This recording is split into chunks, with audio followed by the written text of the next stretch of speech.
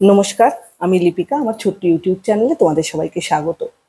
আজকে যে ইস্যুটা নিয়ে আলোচনা করব, অনেক বাবা মাই আমার কাছে এসে এই ব্যাপারে হেল্পটা চায়, বা অনেক বাবা মারই ইচ্ছে করে তার বাচ্চা সমস্ত রকম অ্যাক্টিভিটিতে পারদর্শী হয়ে উঠুক, শুধুমাত্র পড়াশোনা নয়।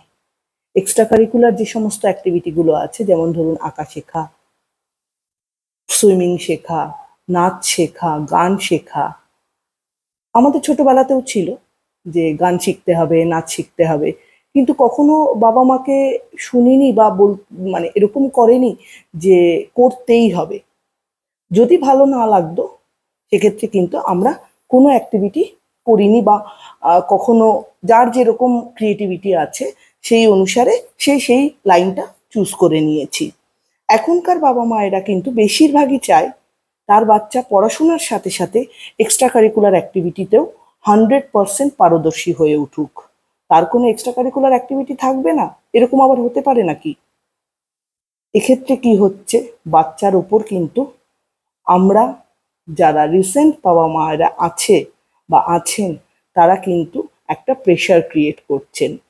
দেখবেন বাচ্চারা এখন স্কুলে যায় ভারী ভারী ব্যাগ কাঁধে নিয়ে, ব্যাগের ভারে তাদের শরীরটা কুঁজো হয়ে গেছে বা যাচ্ছে। বইয়ের ভার তো কমাতে পারবো না, কিন্তু বাকি যে সময়টা রয়েছে, বাচ্চার যদি ইন্টারেস্ট না থাকে, বাচ্চাকে ফোর্স করবেন না। ইচ্ছার বিরুদ্ধে আপনার কি কোনো কাজ করতে ইচ্ছে করে? আপনি কি কোনো কাজ করেন? না। আমরা হয়তো প্রয়োজন ছাড়া ইচ্ছের বিরুদ্ধে আমরা কেউই কোনো রকম কোনো কাজ করি না।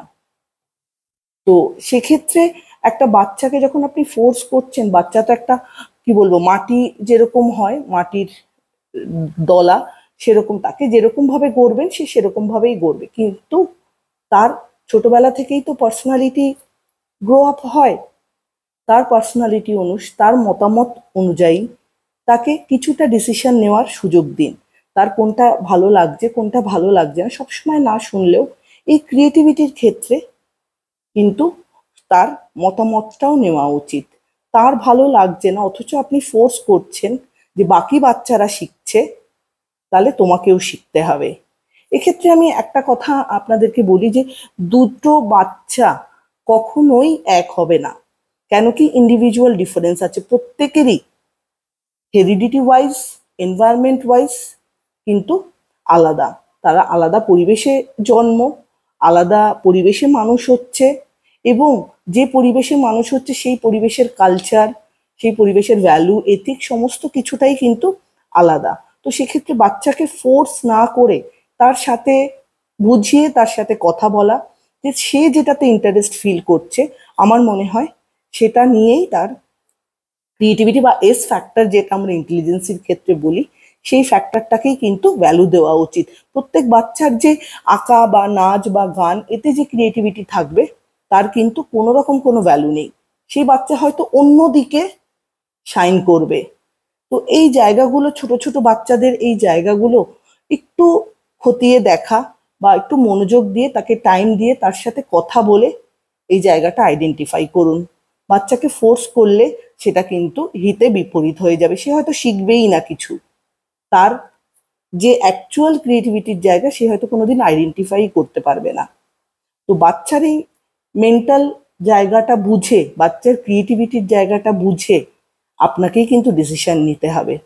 তো সেক্ষেত্রে বাচ্চার সাথে কথা বলুন, টাইম স্পেন্ড করুন, কোয়ালিটি টাইম স্পেন্ড করুন, নট কোয়ান্টিটি।